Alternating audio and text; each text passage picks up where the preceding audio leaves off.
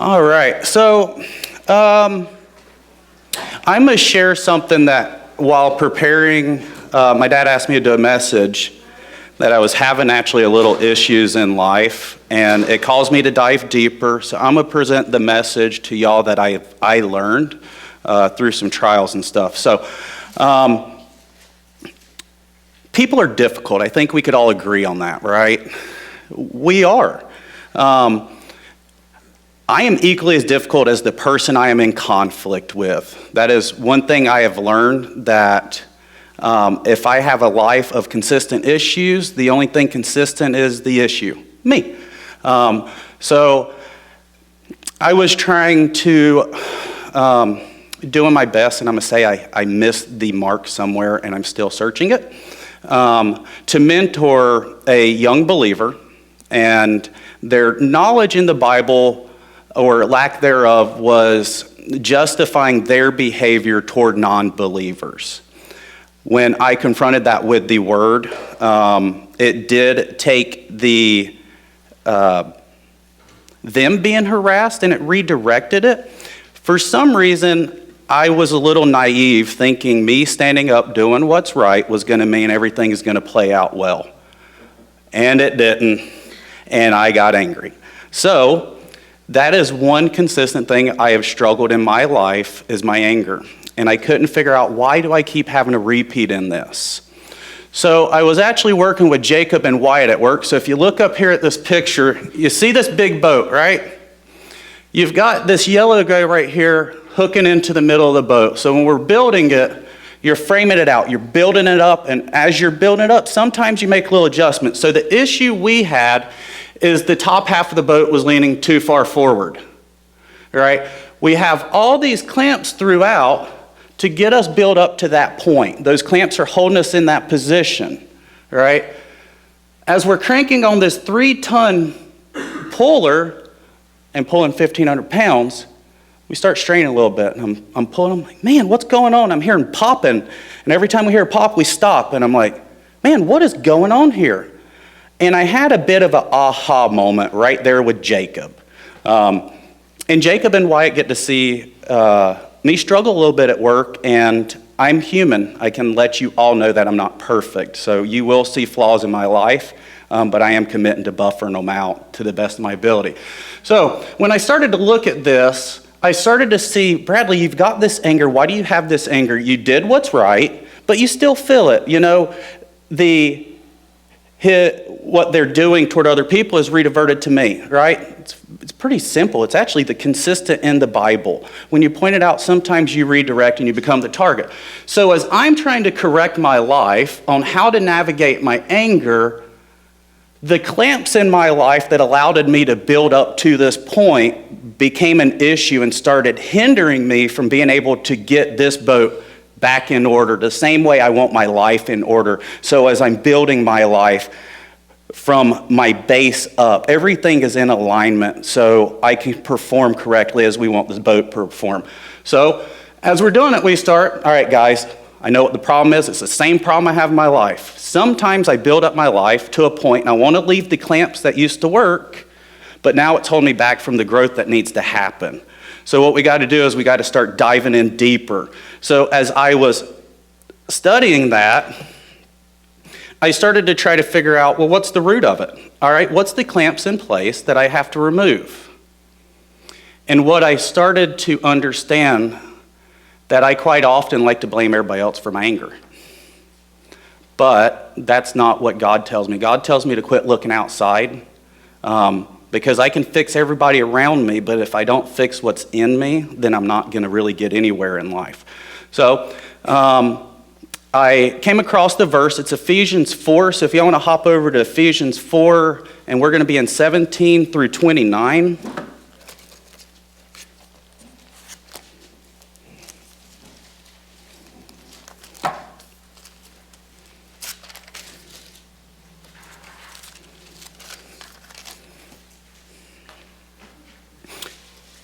All right, so in my Bible, it's titled as The New Life, right? That's what I'm trying to do. Me actually, even how I handle this situation is very foreign to me. I struggle more with the eye for an eye. That is my true issue, is it's very rarely I've got punched and I ain't punched back, and that's something I'm growing on. So, a part of the new life. Now this I say, and I testify in the Lord, that you must no longer walk as Gentiles do in the futility of their minds. They are darkened in their understanding and alienated from the life of God because of the ignorance that is in them. Ignorance just means ignoring knowledge. That's the Bible. That's the knowledge. Due to the hardness of their hearts, they have become callous and have given themselves up to sensualities, greed, to practice every kind of impurity. But that is not the way you learn Christ. Assuming that you have heard about him and were taught in him, as the truth is in Jesus, to put off your old self. It's not easy. Sometimes as you're putting off your old self, he's teaching you your new self, and there's a couple growing pains, so be ready. So put off your old self, which belongs to the former manner of life and is corrupt through deceitful desires, and to be renewed in the spirit of your minds, and to put on the new self created after the likeness of God, in true righteousness and holiness. Therefore, put away all falsehoods. Let each one of you speak the truth with his neighbors, for we are all members one another. Be angry and do not sin.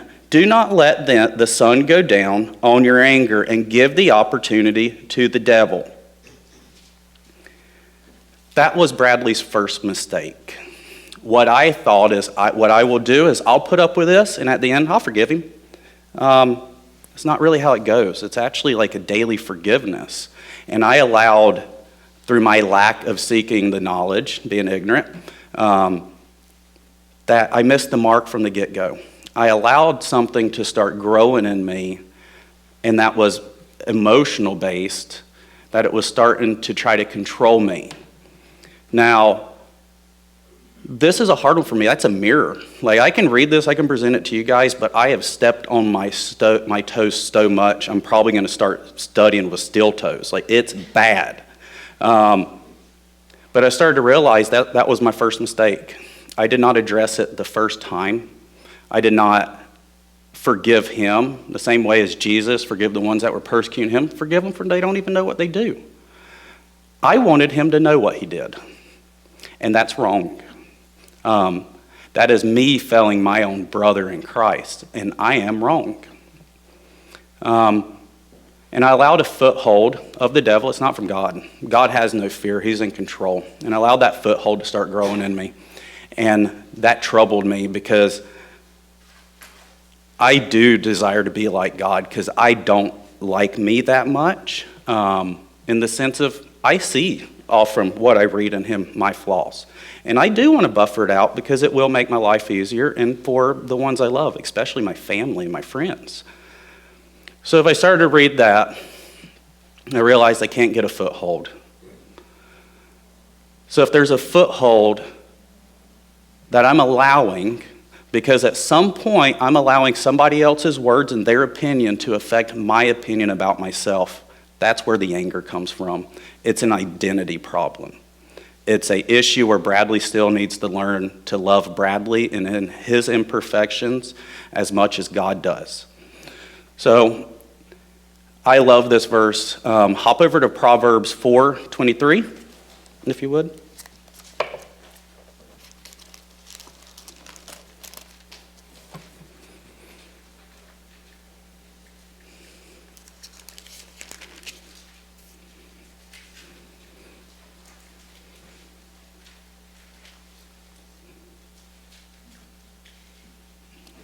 All right. Hear, O sons, a father's instructions, and be attentive that you may gain insight. For I give you good precepts. Do not forsake my teachings. When I was a son with my father, tender, the only one in sight of my mother, he taught me and said to me, let your heart hold fast my words, keep my commandments and live, get wisdom, get insight, do not forget, And do not turn away from the words of my mouth. Do not forsake her, for she will keep you. Love her, and she will guard you. In the beginning of wisdom is to get wisdom, and whatever you get insight. Prize her highly, and she will exalt you. She will honor you, and she will embrace her. She will place on your head a graceful garland. She will bestow you a beautiful crown. Hear, my son, and accept my words, and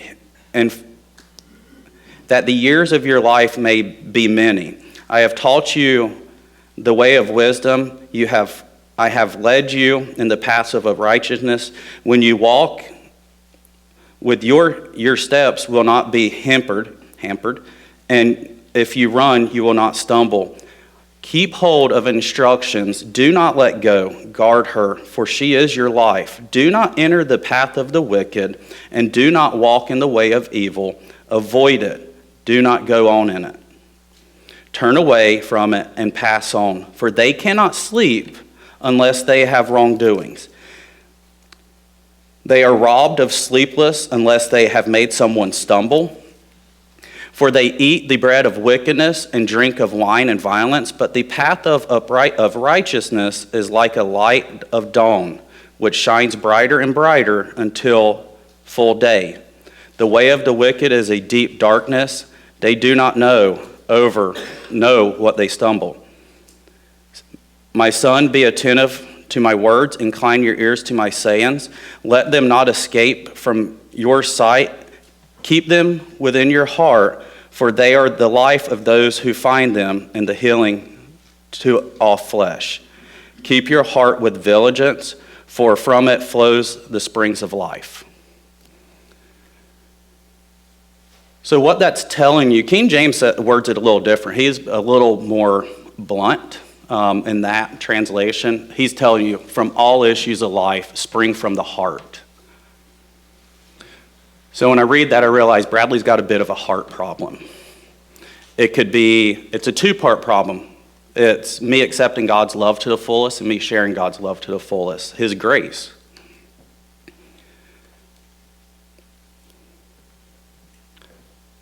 So he's showing me that I don't have to keep going through life the exact same way, having the same problems. Every time it's actions that I'm addressing, and I'm tired of the same actions, I'm tired of the same results, and I would like His actions and His results to maybe get some different outcomes. So it tells me I have to look within. So when I'm looking within, I have to start seeing what is it within me that is flawed.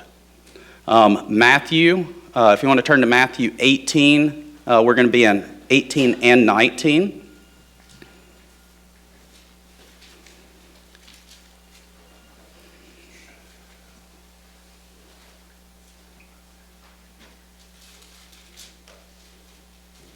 All right, so in Matthew, he starts, "Are you still without understanding?"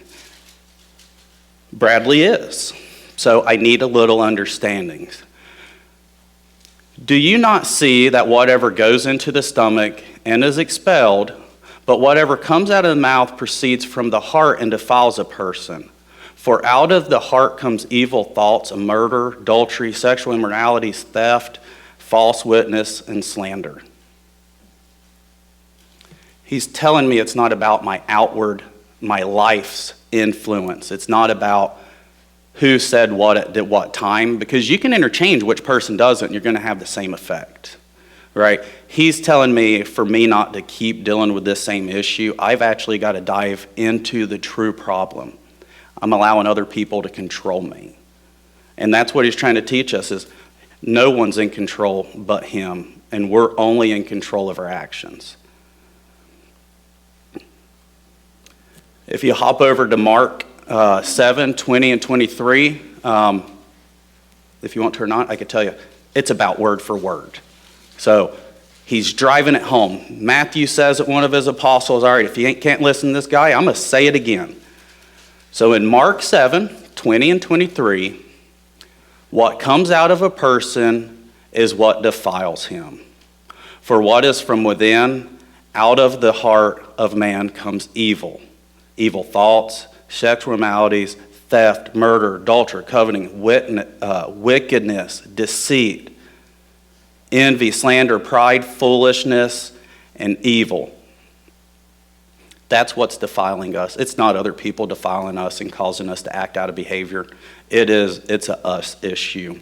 And the only way I can stop having the same issue in life, I've got to start dealing with the consistent, and that is something's wrong a little deeper, and I need his help. So, anytime we're fighting earthly battles like anger, he's teaching us our issues in life. And they're deeper. And we're confused why he tells us that our issues in life are deeper, and we're confused.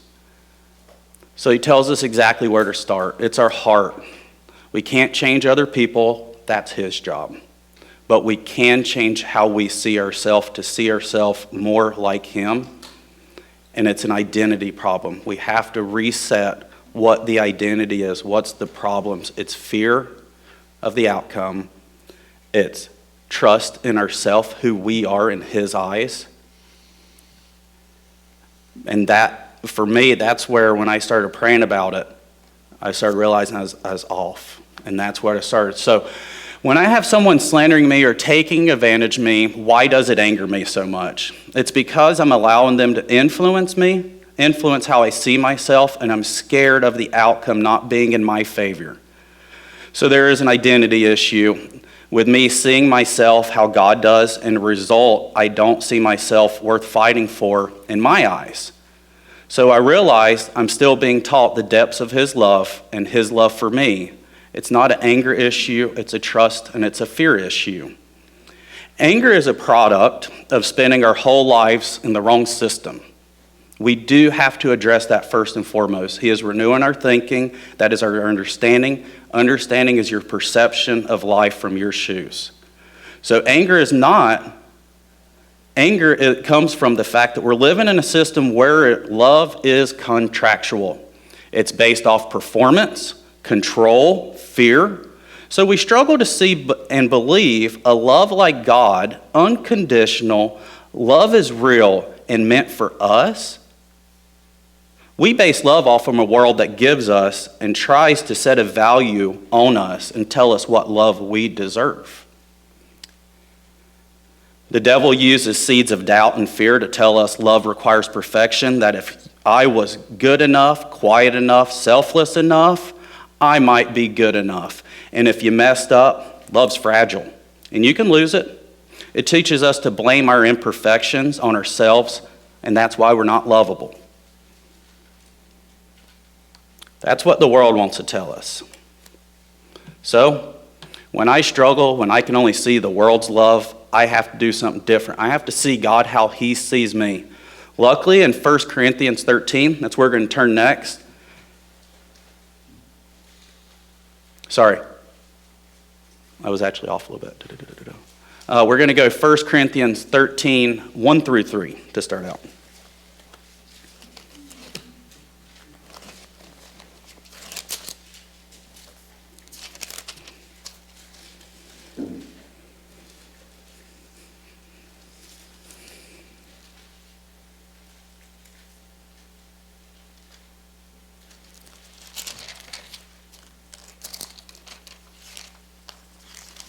Sorry, I was about to read y'all the wrong passage.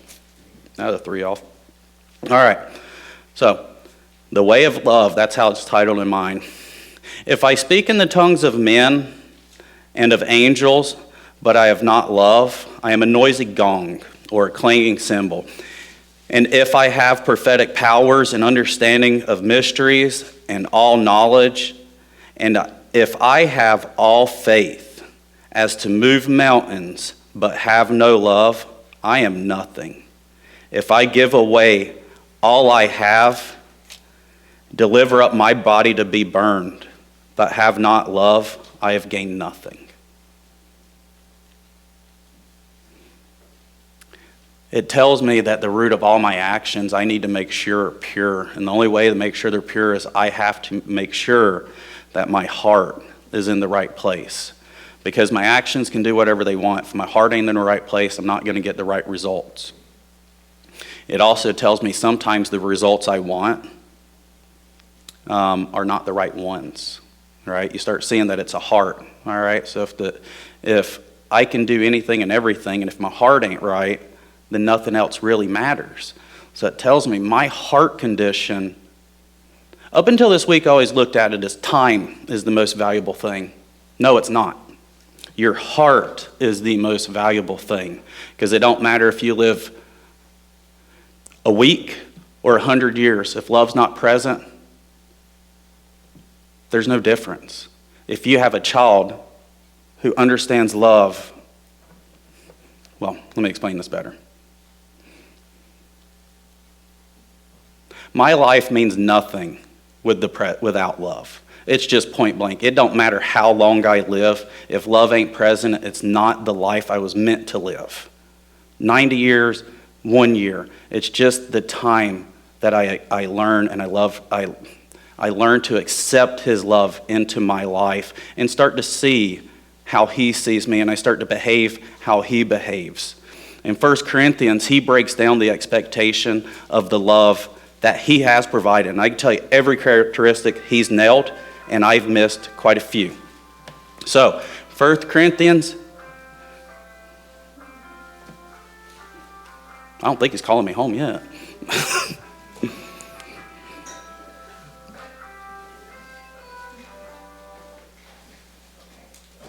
All right, so 1 Corinthians 13, we're going to be 4 through 7. This is one that I would say, learn this one, study this. This is what he has given you, and this is also what he's expecting you to the best of your ability to give to everyone around you. Love is patient, love is kind. Love does not envy or boast. It is not arrogant or rude. It does not insist on its own way. It's not irritable or resentful. It does not rejoice in wrongdoings, but it rejoices in the truth. Love bears all things, believes all things, hopes all things, endures all things. Love never ends. That is nothing like the world. It is the exact opposite. It's the system that we're living in, it is wrong. I mean, I can even hear it within sometimes young Christians. Ooh, I want to find a woman like this. She's got to be perfect here, here, here, here. And you're sitting there and you're like, man, that's a high standard. No, and if you look inside your own self, like, man, I am so short. So we have to realize we got to lower the standard, keep our standards on him. He is teaching us that none of us have to be perfect to love, that he loved us perfectly as imperfect beings. He didn't you don't read John 3:16, for God so loved the world, once they did this, once they got perfect. No, he didn't. There's no standard, right? He said, I'm going to do it despite you. And I'm going to teach you, despite you, you have no control, and my love will always be present. He is teaching us love's not fragile. It's not. I can tell you within my own marriage, I make mistakes. And if it wasn't for the fact of my wife leaning into God, I would be single. Point blank. If she leaned into the world's way, I have failed her so many times. But she continues to dive back into this. Love bears all things, believes all things, hopes all things. God is teaching us to not work off contractual love. It's not a requirement. It's not. And I can tell you that I spent it took me a year and a half to realize what marriage was. I always thought I made a covenant with her, and it was wrong. I made a covenant with God that one of his children, to the best of my ability, will know love, will see somebody fight to love, to understand it, not putting it off their value, that I'm just going to keep fighting for the love that he's given me to teach her her worth. My love isn't based off of this world things. It's not based off from her having any control. She has no control. I have no control. I gave that covenant to God to say, I don't care what she does, I will love her. Because no matter what I did, you loved me, and I'm not perfect. I mean, y'all are seeing flaws in me, and I'm trying so hard. Imagine when I didn't try. Like, this is max effort. It's the truth, and it's still not good enough, but that's all right. All right. God's love isn't a paycheck for behavior, for good behavior. It's a starting point for healing. He never asked us to earn his love. He asked us to accept his love, live in his love, and know we're safe in his love because grace is present for us to grow. He doesn't set this mark, if you do this, you're no longer mine. He's teaching us how to do that with our own kids as well. So now that I know what love is, I need to start combating my understanding of love. And the only way for me to do that is it has to be intentional. So when I do that, I start to pretend the Bible was only for Bradley. I start to read it. I start to dive in when he's talking about creation. I don't look at it as he's making it that he died for everybody else, that he would have still did it for me. And when I struggle to have that knowledge that I'm good enough for God and he would have died just for me, I dive into places because it does have to be intentional fighting the devil because it's not from God. Fear is never from God. Hop over to Luke 15, 3 through 7.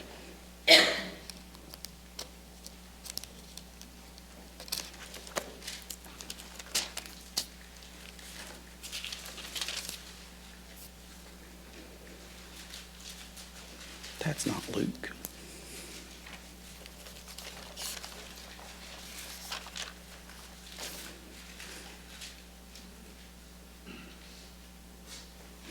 All right, so this is a parable. He's given us a physical example to try to understand something a little bit better. What of man, you having hundreds of sheep, if he has lost one of them, does not leave the 99 in open country to go after that one lost until he finds it? And when he was found, he lays it on his shoulders and rejoices. And when he comes, he calls together his friends and his neighbors, saying to them, "Rejoice with me, for I have found my sheep that was lost." That's us.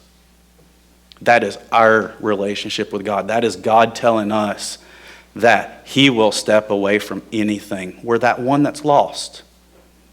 That's where our salvation comes. It was worth just that one was lost. He leaves his 99 because his desire for us to see his love and accept his love is so dire to him that us knowing love, that is God's biggest goal. He identifies as love. For example, if you have questions about his intimacy with you, so we just laid out, each one of us is equally his children, right?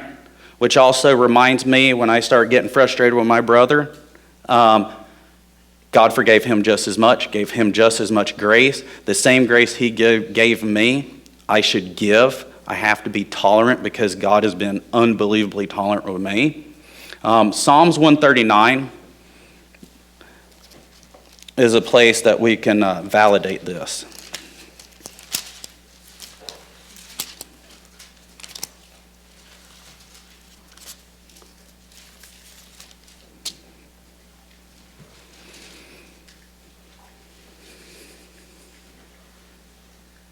O Lord, you have searched me and known me. You know when I sit down and when I rise up. You discern my thoughts from afar. You search out my path and my lying down, and are acquainted with all my ways, even before a word is on my tongue. Behold, O Lord, you know it altogether, for you hemmed me in behind and before. You laid your hands upon me.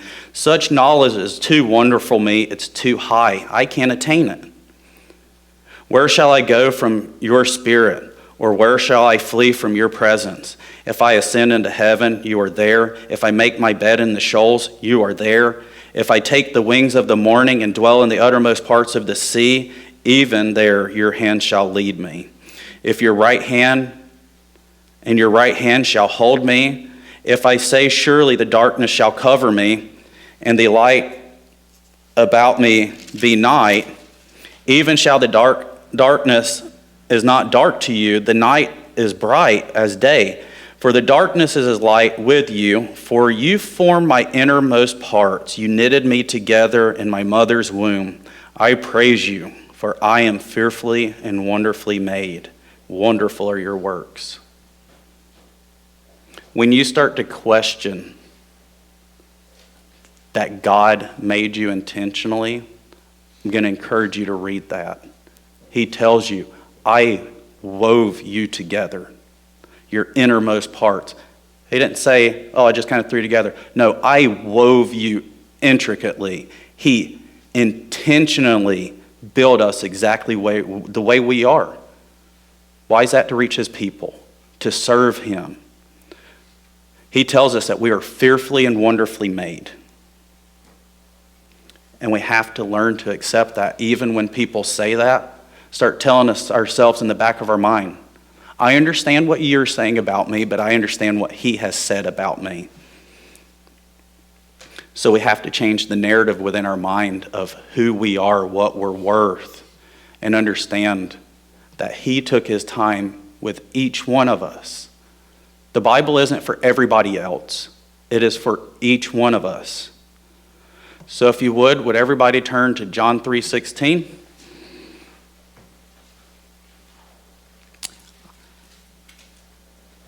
I'm going to ask all of us to read this together, and I want all of us to insert our names.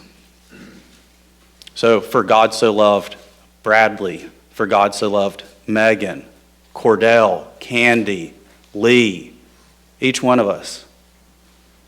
He didn't say he needed a certain volume of kids to save. He said, for God so loved the world, for God so loved Bradley. So, if we could, everybody, let's read it together.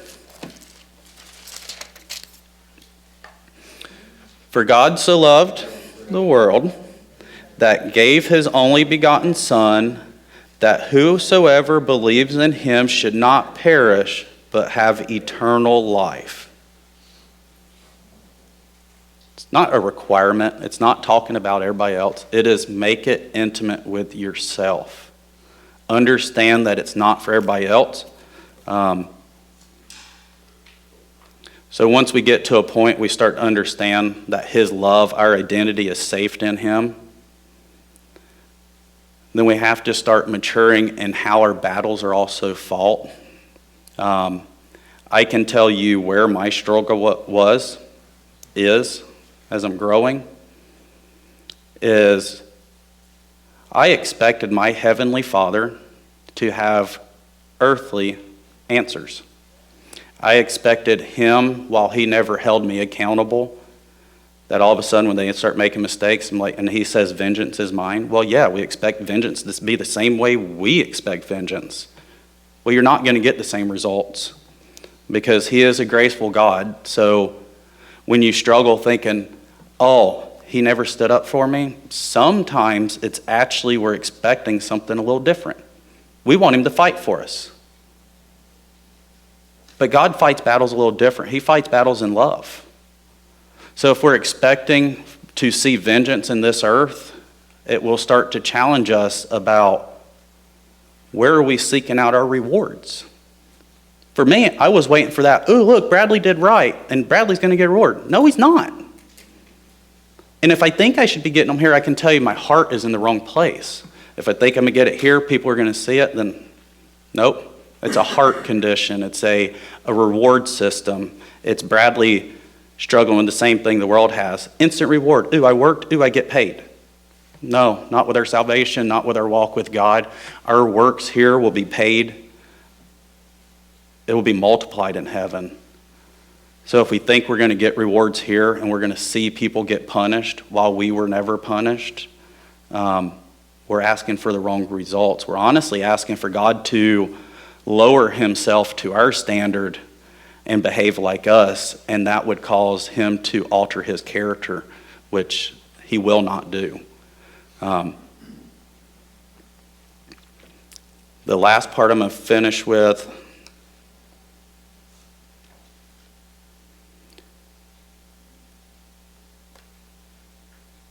man, I got a lot more and I ain't making it through that.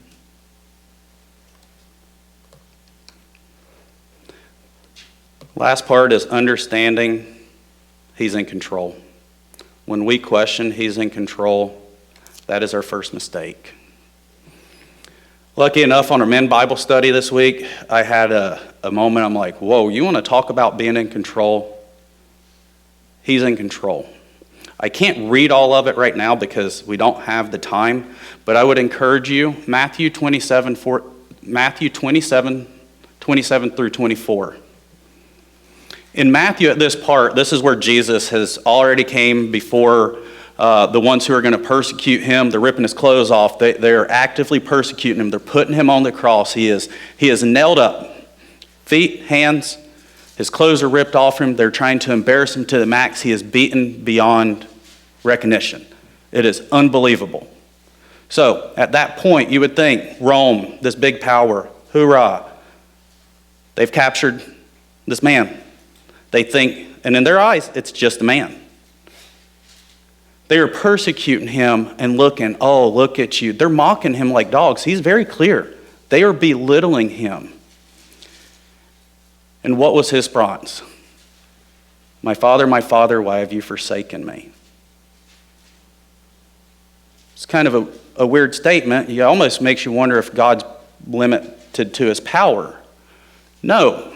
Actually, if you flip over to Psalms 22, when the world thought it had the most power, when they had our Savior nailed to a cross, embarrassed to the max, what was his response? Father, why have you forsaken me? He pointed right back to Psalms 22 that was written hundreds of years before, where he told them what they're going to do. They are actively sitting there watching Jesus on the cross, thinking they are in control. And what was his response? Thanks for accomplishing my will. That's all it was. Is when the world thought they had the most power, they still weren't in control. All they're doing is accomplishing his will. I would encourage you, if you have a moment of doubt, read Matthew 27 through 44. It's going to teach you how that he was willing to suffer those consequences for you. And on top of that, while the world thought they had all this power, no. They're still maneuvering in his favor, and they just don't realize it. So God is in control. At his would be considered by earthly standards his weakest moments. He's tied up, he's bound, he's on death, he's approaching death's door. And his only response is, thank you, I am still in control. So when you're navigating life and you think things are out of control, people say things about you, don't question your identity. He has told you your identity and you are worth dying for. He would leave the 99 to come pursue you. And if you have worry about trusting him and his actions are not going to be earthly ways. It is going to be heavenly ways, and thank goodness he provides grace to people that we struggle with providing grace to at moments. When you question his power, hop into Matthew 22. It's the resurrection. It's literally him dying. That is one of the most pivotal points in the Bible. And in that moment, he still said, ha ha, thank you for accomplishing my will, while you thought you were in control. So, guys, don't forget, God's in control, and we're okay. That's all I got.